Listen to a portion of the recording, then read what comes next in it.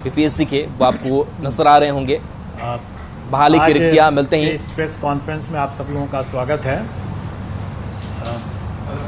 आप सब समझ ही गए होंगे कि किस प्रयोजन से हम लोगों ने आप लोगों को आमंत्रित किया है। अभी 2 नवंबर को आप लोगों ने एक बड़ा कार्यक्रम देखा, वो हमारे अध्यापक भर्ती परीक्षा का प्रथम चरण का मामला था। और जैसा माननीय मुख्यमंत्री जी ने वहाँ पर घोषणा भी किया है कि शीघ्र ही पुनः एक राउंड इसके चलाया जाए, मतलब कि TRE 2.0। तो उसके संबंध में मैं अपने परीक्षा नियंत्रक TRE के शर्मा जी से मैं अनुरोध करूंगा कि आप तथ्य बता दें। जैसा आप सब अवगत हैं कि प्रथम चरण की परीक्षा समाप्त हो गई और उसका परीक्षा फल भी घोषित कर दिया गया है और उसके आधार पर चयन पत्र भी जिलों में राज्य स्तर पर भी दिया गया है। अब हम लोग द्वितीय चरण के शिक्षक नियुक्ति प्रतियोगिता परीक्षा की तैयारी शुरू कर दिए हैं और उसका नोटिफिकेशन आज ही जारी होगा। और उसका डिटेल्स में बता देता हूं कि इसमें द्वितीय चरण में 2 कैटेगरी का शिक्षकों की नियुक्ति होना है। एक तो शिक्षा विभाग द्वारा जो प्राप्त अधियाचना है उसके आलोक में नियुक्ति होगी और दूसरा है कि पिछड़ा वर्ग एवं अति पिछड़ा वर्ग कल्याण विभाग से वैकेंसी प्राप्त हुई है शिक्षकों की नियुक्ति के लिए, उसको भी इसमें ऐड कर दिया गया है। क्योंकि दोनों सेम नेचर का एग्जामिनेशन पैटर्न है, इसीलिए एक ही वैकेंसी के साथ दोनों को ऐड किया हुआ है, एक ही नोटिफिकेशन है।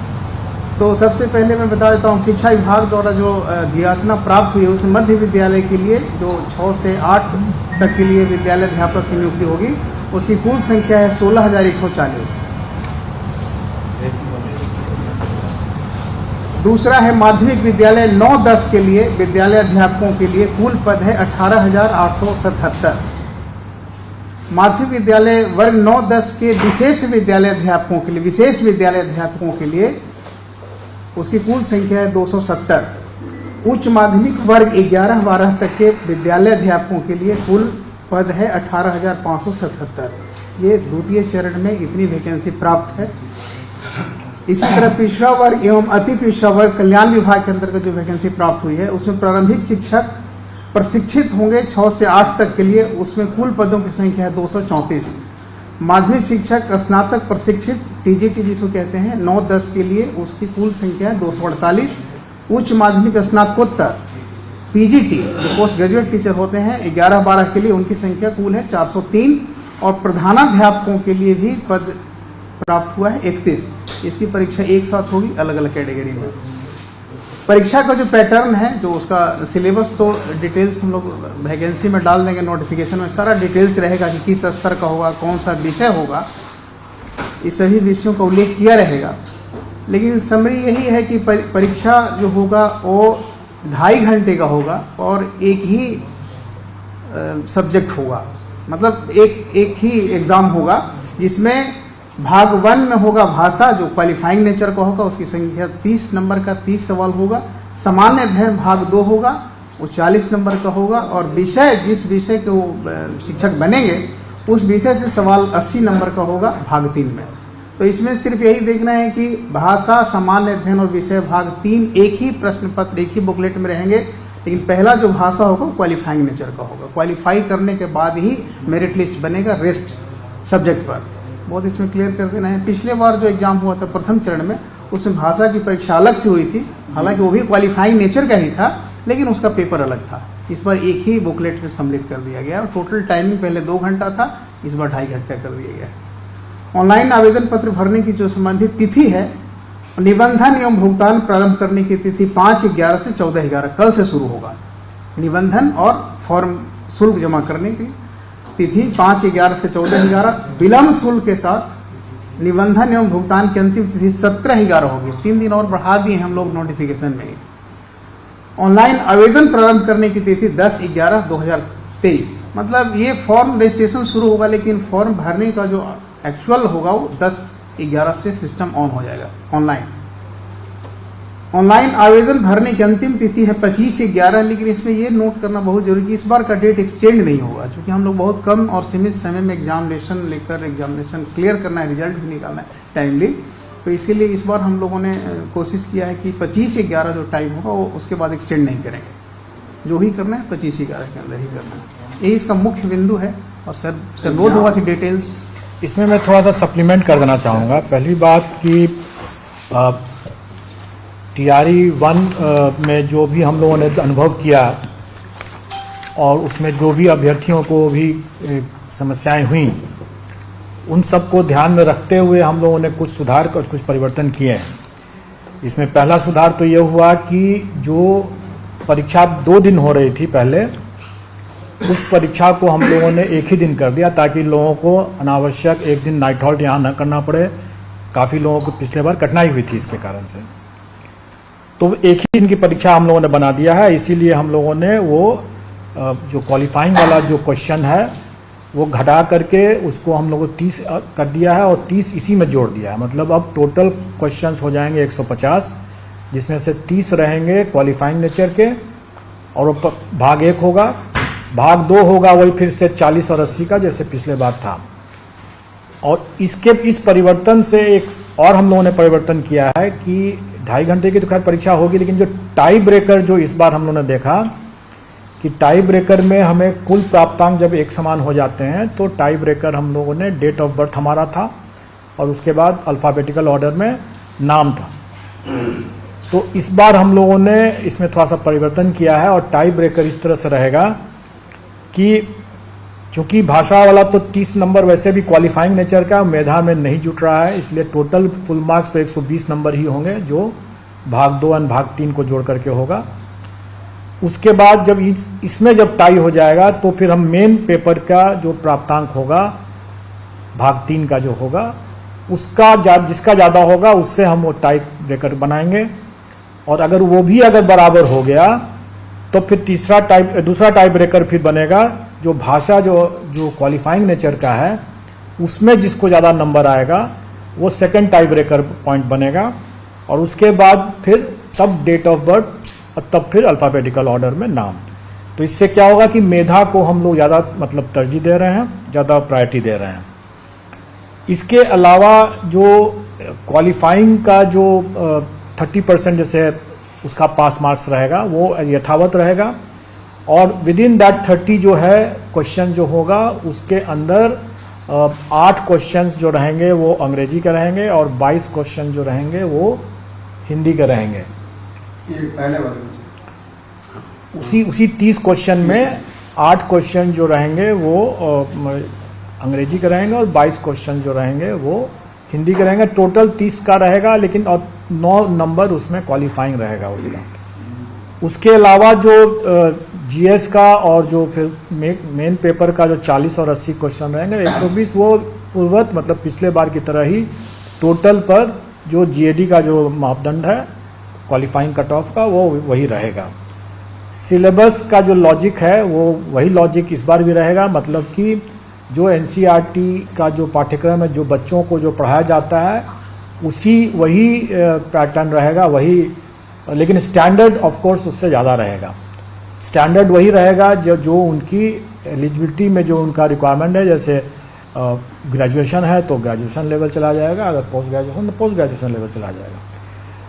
इस बार जो हम लोग नया जो एक हो रहा है वो मिडिल स्कूल का हो रहा है, तो वो एक नया एडिशन है। इसके अलावा जो टोटल जो वैकेंसी हो रही है उसमें संभव है कि जो TRE 1 के जो अवशेष रिक्तियां हैं उन रिक्तियों को इसमें जोड़ा जाएगा। लेकिन इसको थोड़ा सा ये कंफ्यूज ना करें कि TRE 1 के जो अवशेष रिक्तियां वही हैं जिसमें कि नियुक्ति संभव ही नहीं है, लेकिन जो डॉक्यूमेंट वेरिफिकेशन के दौरान जो रिक्ति उत्पन्न होगी, जो ड्रॉप आउट्स होंगे या डॉक्यूमेंट वेरिफिकेशन में जो असफल होंगे उससे जो उत्पन्न होगी जो रिक्ति, उस रिक्ति को पहले हम सप्लीमेंट्री रिजल्ट से ही पूरा करेंगे और अगर नहीं कैंडिडेट मिलेगा तभी वो रिक्ति जो है वो राउंड 2 में जाएगा, मतलब TRE 2 में तभी जाएगा। तो दोनों तरह की रिक्ति है, लेकिन उसके बावजूद भी आप लोगों ने देखा ही होगा कि चूंकि STET की परीक्षा 2019 के बाद नहीं हुई थी तो कई विषय में ऐसे थे जिसमें कि कैंडिडेट्स बहुत कम थे और रिक्तियाँ ज़्यादा थी। इसलिए स्वाभाविक है कि उसमें हम कभी भी हम पूरी रिक्ति को तो भर नहीं सकते थे, तो वो रिक्ति तो खाली ही रहना था। तो वो रिक्ति जब खाली है तो वो रिक्ति TRE 2 में आ जाने की संभावना है, और उसमें जब जैसे ही शिक्षा विभाग हमें बताएगा वैसे ही हम लोग इसको भी जोड़ देंगे। तो हमारे विज्ञापन में भी ये रहता ही है शर्त कि ये घट बढ़ सकता है, उसी हिसाब से रहेगा। इसमें पिछले बार की तरह हम लोग इसमें कोई नेगेटिव मार्किंग नहीं रखेंगे, लेकिन पिछले बार हम लोगों ने आवेदन और डॉक्यूमेंट वेरिफिकेशन की प्रक्रिया में हम लोगों ने पाया कि अभ्यर्थी अपनी अज्ञानता के कारण से या चूंकि वो टेक सेवी नहीं थे या साइबर कैफे की गलती के कारण से अनेक प्रकार की गलतियां हुई हैं, उसके कारण से कई प्रक्रिया हमारी बाधित हुई है और उनको भी काफ़ी कठिनाई हुई है, और एक बहुत बड़ा मसला रह जाता था हमेशा कि उनके डॉक्यूमेंट ही कभी सही नहीं हो पा रहे थे। तो कैसे उसकी जांच की जा सकेगी? अगर बार बार अगर परिवर्तन करने की मांग करेंगे, बार बार बोलेंगे कि कभी साइबर कैफे से गलती हो गया, कभी कुछ हो गया, कभी कुछ हो गया, तो स्वाभाविक है कि ये सब को इन सब परेशानियों को देखते हुए ही हम लोगों ने इस बार आवेदन जो के 2 चरण में ले रहे हैं। पहले हम निबंधन करवा रहे हैं और निबंधन हम तुरंत करवा रहे हैं, और इसलिए उसका जो डेट दिया गया है 5 से 14 तारीख तक के लिए। और ये आप अपना निबंधन कर दें, अपना जो भुगतान करना है वो कर दें, और आपको फिर अपना जो डॉक्यूमेंट वगैरह सब जो डिटेल में जो देने की जो बातें हैं उसके लिए आपको पर्याप्त समय है, और वो समय आपको 25 नवंबर तक के लिए है। वो समय 25 नवंबर तक के लिए, ताकि आप अपना सर्टिफिकेट वगैरह जो भी लेना है आप ले करके आ जाएं, और 25 नवंबर तक में आपको जमा करने का आपको अवसर रहेगा। लेकिन ये अवधि विस्तार नहीं होगा, और दूसरा कि इसके अलावे कोई नया अवसर नहीं दिया जाएगा। मतलब कि परीक्षा हो जाने के बाद या कभी कोई आकर के बोलेंगे कि हमसे ये गलती हो गई, सॉरी। इस बार मैं उम्मीद करता हूं कि अभ्यर्थी ज़्यादा सीरियस होंगे, अनुभव भी उन्होंने हासिल कर लिया पहले राउंड के से, हम लोगों ने भी उससे कुछ सबक लिया। तो इसलिए इस बार जो लास्ट डेट है 25 नवंबर आवेदन जमा करने का, मतलब कि उसके साथ अपने सारे दस्तावेज वगैरह सब जो प्रमाण पत्र उनको देने हैं, वो बेशक उस 25 नवंबर के बीच में वो जितनी बार चाहें अपना करते रहें, उसको बदल सकते हैं, लेकिन उनको वो दस्तावेज उसके बाद परिवर्तन करने का, सुधार करने का, कोई भी प्रविष्टि सुधार करने का कोई मौका नहीं दिया जाएगा। इसलिए ये अंतिम समय रहेगा और इसको अक्षरशः अनुपालन किया जाएगा, अपनी तारीख उसी हिसाब से करेंगे वो। मैं तो यह भी सुझाव दूंगा कि अगर किसी को अगर लगता है कि कोई त्रुटि हो गई है, तो वो समय रहते अगर उस पता चल जाता है और उसने अगर सब कुछ कर दिया, जमा कर दिया है, उसको लगता है कि त्रुटि रह गई है और उसके पास समय है, तो वो नया फॉर्म भर ले। लेकिन पुराने गलत फॉर्म पर वो अगर परीक्षा दे देगा और बाद में बोलेगा कि हमारे पास नहीं आ सका, तो डॉक्यूमेंट वेरिफिकेशन में जो भी असफल या अनुपस्थित भी अगर रह गए, तो वो हम लोग उसको कदाचार मानेंगे। क्योंकि हम लोग कई बार अवसर देते रहते ही हैं डॉक्यूमेंट वेरिफिकेशन में, अगर एक बार नहीं आ सका दूसरे बार आइए, तीसरे बार आइए।